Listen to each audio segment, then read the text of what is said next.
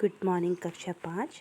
बच्चे अपनी हिंदी व्याकरण की पुस्तक निकालिए और इसमें जैसे कि हम पुनरावृत्ति कर रहे हैं, हमने पहले और दूसरे अध्याय की पुनरावृत्ति की थी। आज हम तीसरा अध्याय निकालेंगे, शब्द विचार। तो सभी बच्चे अपनी पुस्तक निकाल लीजिए और शब्द विचार निकालते हैं पेज नंबर 14 पे। तो बच्चे शब्द विचार क्या है? इससे पहले हमने वर्ण विचार किया पढ़ा था। तो शब्द का महत्व क्या है? भाषा के निर्माण में शब्दों का महत्वपूर्ण स्थान है। शब्दों के बिना वाक्य नहीं बनाए जा सकते। शब्द भाषा की लिखित अभिव्यक्ति का मूल आधार है। ठीक है, वाक्य रचना शब्दों पर निर्भर करती है। जिस प्रकार से हम वाक्य लिखेंगे, शब्द लिखेंगे, उसी प्रकार से वाक्य बनेगा। ठीक है, अब आगे आप पढ़ोगे कि वाक्य किस प्रकार से बनते हैं। जैसे देखो, वर्णों के सार्थक समूह को शब्द कहते हैं। यानी कि अगर वर्ण क्या है, अलग अलग है और उनको सही तरीके से मिलाकर सही लिखा तो उनका सही अर्थ बनेगा, वही शब्द कहलाता है। जैसे भारत, मुंबई, भगवान, सुंदर, ये क्या है? शब्द हैं। ठीक है, जैसे लड़का खाना खाता है। लड़का एक शब्द है, लेकिन वाक्य में प्रयुक्त होने के कारण लड़का पद बन जाता है। शब्द और पद क्या होते हैं? जब कोई शब्द किसी वाक्य में प्रयोग हो तो वह शब्द पद बन जाता है। हिंदी भाषाओं में शब्दों का वर्गीकरण 4 आधार पर किया गया है: अर्थ के आधार पर, बनावट के आधार पर, उत्पत्ति के आधार पर और प्रयोग के आधार पर। ठीक है, आप देखो अर्थ के आधार पर भी 2 हैं, जैसे सार्थक शब्द और निरर्थक शब्द। बनावट के आधार पर आपके हैं 3: रूढ़ शब्द, यौगिक शब्द और योग रूढ़ शब्द। ठीक है, फिर आगे है हमारा उत्पत्ति के आधार पर। उत्पत्ति के आधार पर 4 भेद हैं: तत्सम, तद्भव, देशज, विदेशी। ठीक है, इसमें आपको अलग अलग शब्द बताए थे। जैसे कि तत्सम शब्द जैसे संस्कृत से लिए गए हैं, जो जैसे घृत, तृण, सूर्य, जल, वायु, सर। तद्भव वे शब्द जो संस्कृत के रूप बदलकर हिंदी में प्रयुक्त किए जाते हैं। जैसे घी संस्कृत से घृत शब्द से बना है, आग संस्कृत के अग्नि शब्द से बना है। ठीक है, इसी प्रकार तत्सम और तद्भव के शब्द की आपको एक तालिका दी गई थी कि तत्सम यानी कि संस्कृत रूप में क्या है, हिंदी रूप में क्या है। सर्प हम संस्कृत रूप में बोलते हैं, सांप हम हिंदी रूप में बोलते हैं, हस्त हम संस्कृत रूप में बोलते हैं, हाथ हम हिंदी रूप में बोलते हैं।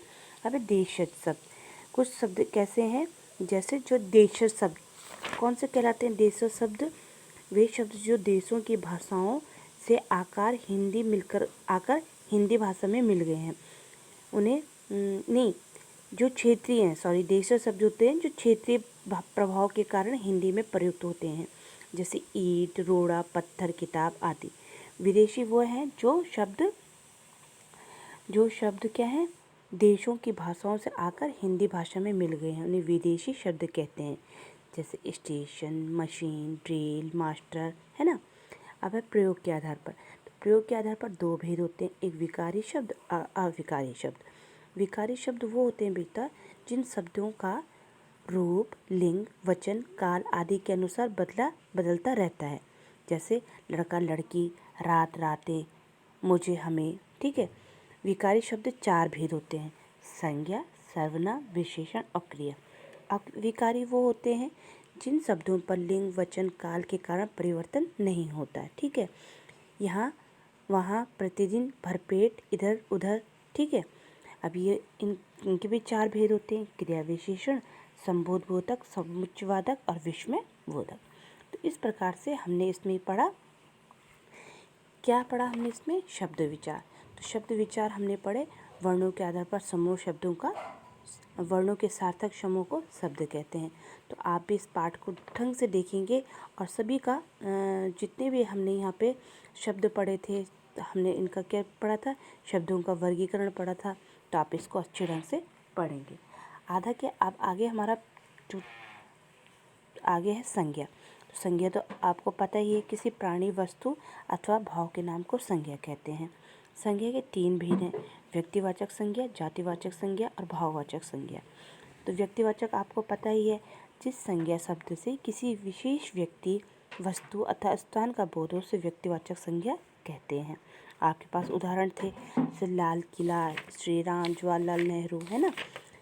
ठीक है, आगे हम पढ़ेंगे जातिवाचक संज्ञा। जातिवाचक संज्ञा आपको पढ़ाया गया था कि जिस संज्ञा शब्द से एक ही जाति की सभी वस्तुओं, व्यक्तियों तथा स्थानों का बोध हो जातिवाचक संज्ञा कहलाती है। जैसे नदी, मनुष्य, पर्वत, नारी, है ना।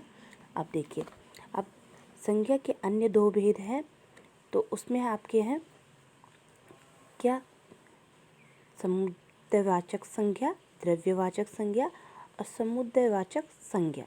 ठीक है, सबसे पहले आता है समुदायवाचक संज्ञा।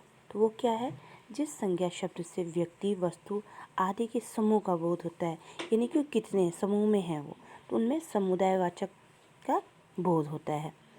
ठीक है, जैसे सभा, भीड़, कमेटी, परिवार, दल आदि।